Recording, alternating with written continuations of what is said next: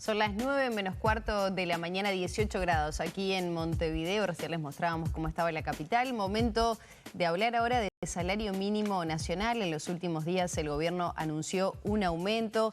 También abordaremos las cifras de desempleo en nuestro país. Y sobre estos temas vamos a abordar esta temática con el economista Bruno Giometti, integrante del Instituto Cuesta Duarte del PIT-CNT. Primero que nada, bienvenido. Muchas gracias por acompañarnos. Muchas gracias a ustedes por la invitación. Un gusto estar acá. Igualmente. Bueno, ¿es suficiente este aumento mínimo del salario que se da a nivel nacional? Sobre todo el abordaje que hace el Instituto Cuesta Duarte y teniendo en cuenta además todo lo que ha transcurrido en estos últimos años.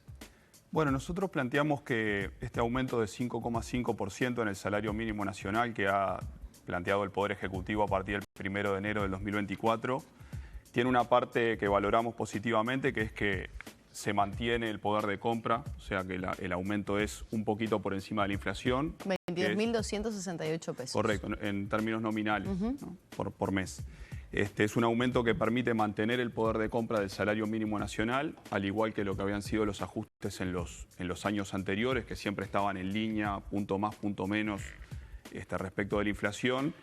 Pero la parte que vemos como un debe, digamos, es que bueno, no hay un crecimiento del poder de compra del salario mínimo, que es lo que permite bueno, impulsar sobre todo los salarios más bajos, un poco más hacia arriba. Nosotros, a modo comparativo, planteamos que en la administración pasada, que tampoco fue una administración donde hubo una gran bonanza económica, sino en términos macroeconómicos relativamente similar a la que está transcurriendo ahora, el salario mínimo nacional a esta altura, digamos a los 4 años de la administración pasada, había tenido un crecimiento real de más del 10% y en esta administración, a la misma altura, digamos a los 4 años, tiene apenas un crecimiento real el salario mínimo de 1,5%. O sea, hay una diferencia ahí que marcaría un poco que este gobierno lo que ha tratado de hacer es mantener el poder de compra del salario mínimo, que en Uruguay es muy bajo, son cifras que están, por ejemplo, por debajo de la línea de pobreza en Montevideo. O sea, un hogar trabajador donde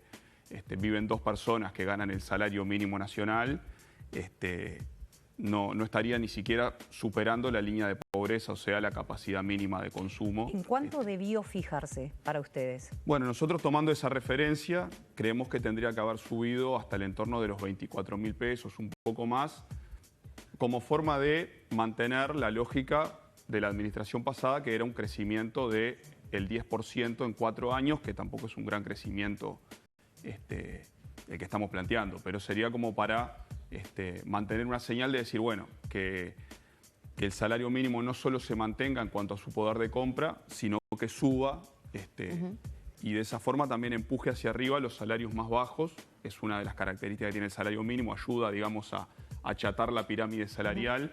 Y también porque oficia como una referencia para el trabajo informal, ¿no? Muchas veces los cientos de miles de trabajadores que trabajan en la informalidad, en situación más precaria, se rigen, se guían, capaz que no conocen cuál es el salario mínimo de su categoría particular, ¿sí? Pero sabe cuánto es el salario mínimo nacional y se guían, digamos, en la negociación puntual que tienen con el empleador por esa cifra, y por eso nosotros consideramos que ayuda siempre que suba más que la inflación. Y bueno, un poco lo que vemos es que en estos 4 años ha estado bastante magro, digamos, el aumento del salario mínimo. Bruno, ya vamos a hablar que Uruguay tiene salarios mínimos múltiples y ya vamos a hacer ese abordaje también. Pero me interesa puntualizar un aspecto que recién mencionabas. La administración anterior subió en el entorno del 10%, 1 y poco por ciento. Ahora, también hubo situaciones puntuales dentro de esta administración, que fue la pandemia, por ejemplo, muchos lugares que debieron cerrar sus puertas, trabajar adaptándose a las circunstancias. Eso se tiene en cuenta al momento de realizar este abordaje, pensando sobre todo en que, bueno, las rondas de negociación fueron totalmente distintas, ¿no? Con una excepcionalidad que se dio a nivel mundial. Sí. Incluso nosotros valoramos que en la pandemia, cuando la generalidad de los salarios tuvieron una caída, que era, si se quiere, lógica en ese contexto, el salario mínimo no cayó, porque el gobierno lo ajustó en línea con la inflación de 2020, lo cual valoramos positivamente porque fue una forma de decir, bueno, en la pandemia, por lo menos que los que ganan el salario más bajo no tengan una pérdida. Pero nosotros comparamos con la administración anterior y decimos, bueno, a esta altura de la administración anterior el PBI, o sea, la riqueza general que produce la economía, había crecido un poco más del 4%. Y si uno mira la administración actual, el PBI ya está por encima de 2019. O sea, también creció en el entorno del 3%. O sea, que no es tan distinto, más allá de que en el medio hubo situaciones particulares como la pandemia. La redistribución, digamos, de los recursos. Nosotros lo que vemos es que en la administración pasada, sí, digamos, para tomar esa comparación más en algo inmediato hacia los últimos años, el salario mínimo creció más porcentualmente de lo que creció el PBI, digamos, con una lógica más de, bueno, redistribuir hacia esos salarios más bajos, y en esta pasó al revés. ¿Y ahí no se da la situación también de otra variable importante que es el empleo? Sí, sí. O sea, ahora hay más empleo con tal vez un salario mínimo por debajo de la administración anterior, teniendo en cuenta todos esos aspectos, ¿no? Crecimiento, PBI. Igualmente nosotros valoramos que los empleos que se habían perdido en la administración anterior, digamos, no se explican, digamos, por lo que ha ocurrido con el salario mínimo, porque en realidad el salario mínimo afecta solo a esa franja más baja de ingresos, ¿no? No es que los 50.000 empleos que se perdieron en el quinquenio anterior fueron porque el salario mínimo aumentó más que la inflación, y lo mismo ahora, no es que si el salario mínimo aumentara un poco más, eso pondría en riesgo necesariamente el empleo, porque estamos hablando de una franja relativamente, digamos, no de todos los trabajadores. Pero visto como usted lo decía, de que sirve como referencia para, por ejemplo, marcar el jornal o la diferencia que hay, y que me gustaría también que profundizara en eso, entre, por ejemplo, el impacto que tiene en Montevideo y el impacto que tiene en el interior, que es mucho más grande. ¿Ahí sí no se podría considerar que hubo un efecto? Nosotros creemos que en materia de empleo el salario mínimo no es o sea, no hay evidencia contundente que muestre que un aumento del salario mínimo un poco mayor que la inflación, que es un poco lo que veníamos planteando nosotros, genera riesgos para el empleo, y eso es algo que se podría ir monitoreando eventualmente. En periodos anteriores recuerdo que cuando se planteaba un aumento diferencial para el salario mínimo o para los salarios de cierta franja por encima del mínimo, se decía, bueno, al año siguiente se va a monitorear que si esto tuvo algún efecto negativo sobre el empleo, esto se revise de alguna manera, que entendemos que está bien que se haga eso, ¿no? No es cuestión de aumentar el salario mínimo de forma sin ningún control, porque eso podría tener algún efecto en el empleo si se va más de la cuenta el aumento del mínimo. Pero nosotros creemos que si el PBI aumentó 3,5% en este quinquenio, plantear que el salario mínimo aumentara 3,5%, por ejemplo, o un poco más, no era nada que fuera a generar algún tipo de peligro por el lado del empleo. Pero bueno, el gobierno prefirió, digamos, una mayor moderación en esta materia. Creo que es entendible, ¿sí? Más allá de que no lo compartimos, y bueno, eso va a ser lo que rija, digamos, el salario mínimo en lo que resta de esta administración, porque ya el siguiente aumento va a ser con un nuevo gobierno electo. ¿Y el tema del impacto mayor en el interior, cómo se explica? Del salario mínimo. Y bueno, porque los salarios son más bajos en general en el interior, también porque digamos, la canasta de consumo es algo más barata en determinados rubros.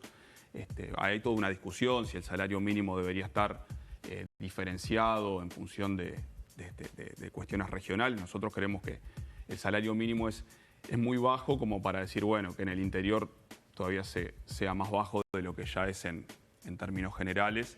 Pero claro, es cierto que como en el interior hay una canasta de consumo más barato, que después se refleja, por ejemplo, en una línea de pobreza también más baja, es evidente que un trabajador que gana el salario mínimo y vive en el interior va a estar un poco mejor que un trabajador que gana el salario mínimo y tenga los costos que se tienen en Montevideo. Claramente. Hablábamos de que somos un país de salarios mínimos múltiples. ¿Qué significa eso y por qué se da acá?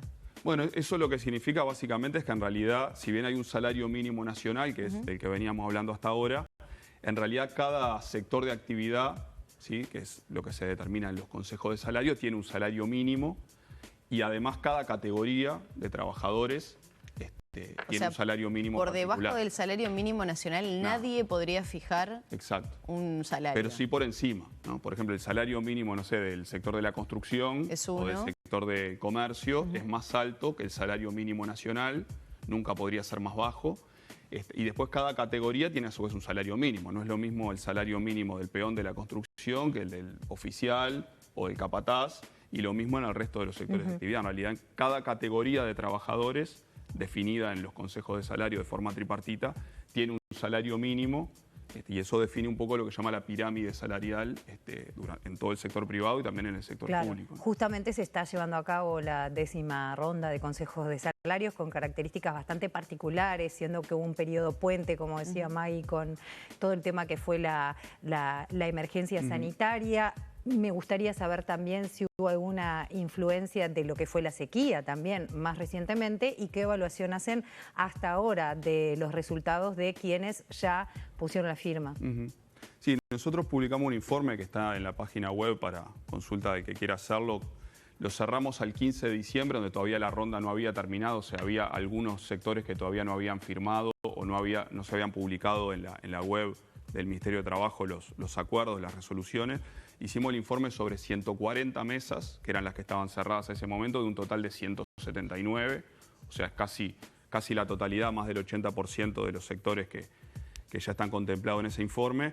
Y básicamente lo que relevamos ahí es que la mayoría de esas mesas que venían con alguna pérdida pendiente para recuperar en estos 2 años, que era lo que se planteaba para los acuerdos. ¿Qué era ese puente? No, el puente fue entre 2020 y 2021. Bien, perfecto. Esa fue la 8ª ronda. Después la 9ª ronda, que fue entre 2021 y 2023, determinó una parte de la recuperación, porcentajes diferentes según el rubro, más allá de que el gobierno pautaba en sus lineamientos que fuera un 1,6% del 4,2% de la pérdida anterior, y la idea era que en esta ronda se recuperara lo que faltara.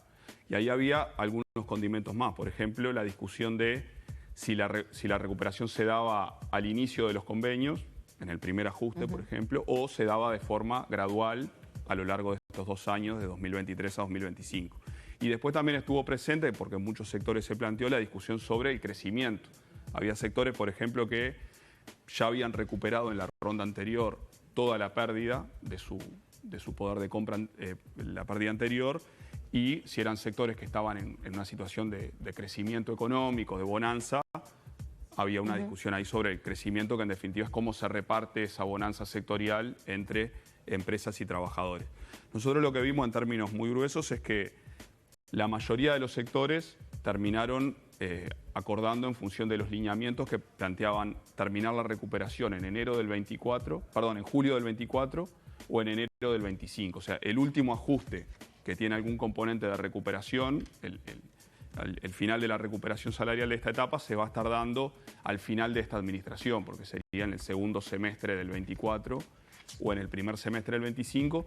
Y lo otro que vimos es que hay una parte, más o menos de 1/3 de los trabajadores, que lograron no solamente terminar de recuperar lo que tenían pendiente, más allá de que lo que se pierde en el medio no se recupera nunca, digamos, pero recuperar el nivel anterior, ese tercio logró un crecimiento por encima de esa pérdida, que son sectores básicamente que cumplen 2 condiciones. Tienen un sector que le ha ido relativamente bien o muy bien en términos de la bonanza económica del sector, entonces los trabajadores tienen condiciones para lograr algún tipo de crecimiento, y a su vez que tengan sindicatos fuertes. O sea, en sectores que les ha ido bien económicamente pero no tienen sindicatos fuertes, no se genera, digamos, automáticamente ese derrame, entre comillas, hacia los trabajadores. Pero es básicamente eso lo que vemos, que en términos bien generales lo que va a haber es hacia el final de la administración una recuperación del nivel salarial que había a principios de 2020, y que en algunos sectores que lograron tener crecimiento van a tener un salario un poco más alto, como el caso de la construcción, por ejemplo. En base a eso, ustedes destacaron en el informe que en los casos en los que, por ejemplo, el lineamiento del gobierno, del Poder Ejecutivo, tuvo que fallar para uno de los 2 sectores en el ámbito tripartito, trabajadores o empresarios, fue con los empresarios. Sí, incluso si vemos las últimas 2 rondas, la 9ª ronda que fue en 2021 y la actual ronda que fue en 2023, ese sesgo, digamos, de las votaciones más para el lado de los empresarios que para los trabajadores se repitió. En la 9ª ronda fueron 29 veces que empresarios y gobierno votaron juntos, y 4 veces que votaron trabajadores y gobierno. Y en la actual ronda fue 21-2, más allá de que todavía faltan algunos acuerdos por firmarse, pero pareciera como que la tónica es la misma. Nosotros esto lo que evaluamos es que lo que demuestra es algo que nosotros planteamos cuando cuando vimos los lineamientos del gobierno, era que los lineamientos estaban, digamos, reflejaban mejor el sentir de los empresarios en la actual coyuntura que la de los trabajadores, más allá de que los lineamientos no son obligatorios. Pues se negocia sobre esa base, hubo sectores que negociaron con acuerdos diferentes de lo que planteaban los lineamientos, pero en general es muy difícil moverse de lo que plantean los lineamientos, porque ambas partes saben que si el gobierno tiene que votar, va a votar en función de los lineamientos. Entonces, en esas 23 veces en la actual ronda que el gobierno dijo, bueno, no hay acuerdo, tenemos que proponer una propuesta de votación, 21 veces de esas 23, los que votaron por esa propuesta fueron los empresarios y solo 2 veces los trabajadores con ¿Se vieron con el reflejadas las modificaciones a la ley de negociación colectiva en esta ronda en particular? Bueno, eso generó que en algunos grupos, digamos, se tuviera que renegociar, por ejemplo. Claro, si vencían, antes se mantenía, bueno, Claro. hasta una nueva instancia, pero ahora se vence, hay que empezar todo de cero a negociarse. Claro. Y se pierden tal vez algunos beneficios por parte de los trabajadores que ya se habían adquirido.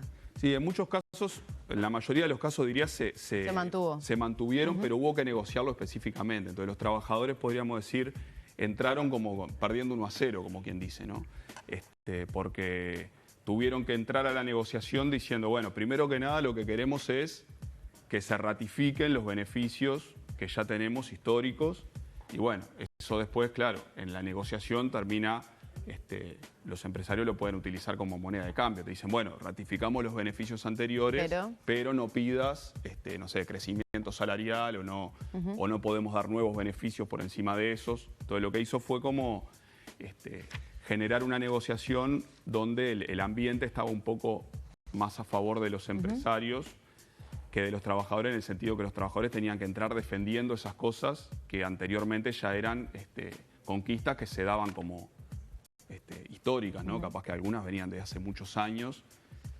Y bueno, eso fue principalmente esa la consecuencia inmediata que tuvo en la negociación esta ronda, ¿no? Ahora, Bruno, el informe concluye que, bueno, este quinquenio es negativo, sobre todo en esta evaluación que hacen ustedes. ¿En qué se basan esos puntos estratégicos? Por ejemplo, pienso en lo que ha sido la pérdida, que lo que ya se perdió a lo largo de estos años, ya se perdió y por más que haya recuperación, ese dinero no se tuvo en ese momento para poder utilizarse, para el poder de compra y demás. ¿Se puede profundizar un poco más en esa línea? Sí, en materia salarial claramente es esa la evaluación, ¿no? Que si bien cuando uno mira punta a punta, ¿no? Cuando termina el año 2024 y digamos, bueno, el salario real está igual o incluso un poco por encima que 2019. Pero eso no quita que en el medio, y sobre todo entre 2020 y 2022, esos 3 primeros años de la actual administración, el salario estuvo en caída.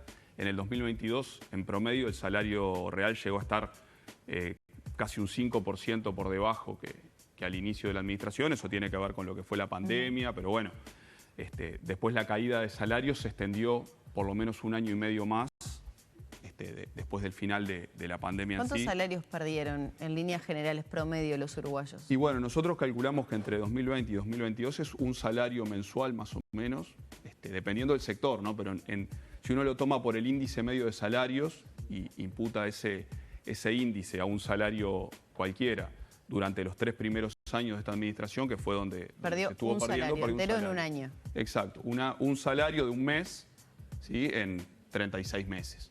Esa es más o menos la pérdida si la cuantificamos en cantidad de dinero a lo largo de ese tiempo. Y bueno, después sí, a partir sobre todo de principio de 2023, arranca la recuperación, pero claro, es una recuperación donde partís desde abajo, ¿no? Entonces, como que seguís perdiendo hasta que volvés al nivel de salario real anterior. Ya tenemos que despedirnos, pero un pantallazo de la lectura que hacen en este momento de cómo está el mercado laboral uruguayo. Bueno, en realidad este año se crearon unos 38.000 puestos de trabajo. En esa materia fue más o menos lo que el gobierno proyectaba y obviamente siempre es positivo que se genere empleo. Vemos que hay una serie de problemas estructurales en el mercado de trabajo, lo que tiene que ver con lo que llamamos genéricamente problemas de empleo, que ya venían antes de este gobierno, naturalmente, pero que tampoco se aproximó a una solución en estos años.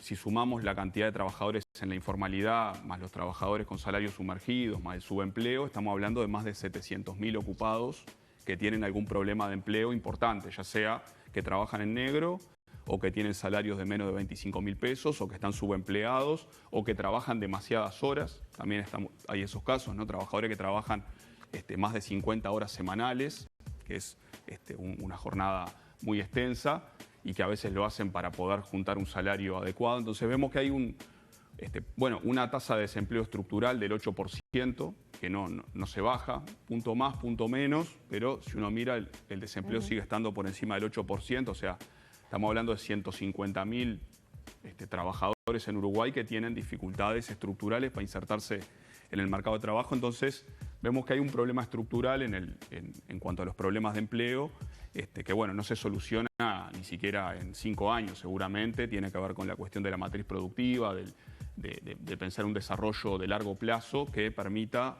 a los trabajadores uruguayos irse insertando en una matriz productiva cada vez más